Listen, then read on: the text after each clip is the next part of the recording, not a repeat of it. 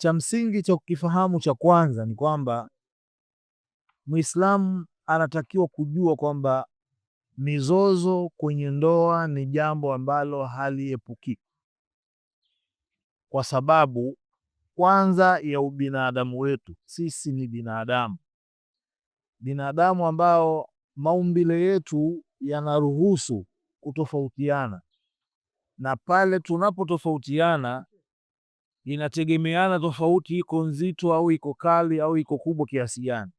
Kuna tofauti nyingine zinaweza zikaingia na kusitokea mzozo wowote, lakini kuna tofauti nyingine kwa ukubwa wake zinazaa mizozo. Sasa zinapozaa mizozo, tusipokuwa na umakini wa kuiendesha hii mizozo, ndio inaweza ikaleta matatizo kwenye ndoa.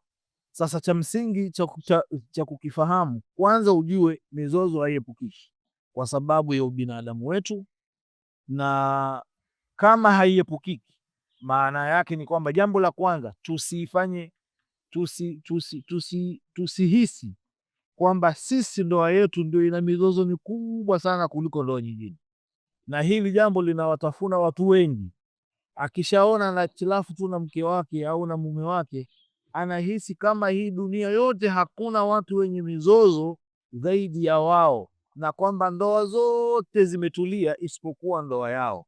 Hii dhana lazima iondoke, kwa sababu moja katika vitu vinavyokuza mizozo ni hii dhana, kuona kwamba sisi ndio wenye mizozo, sisi ndio ambao hatuelewani. Watu wote wamekaa kwenye ndoa zao wametulia, lakini sisi ndio ambao tuna matatizo.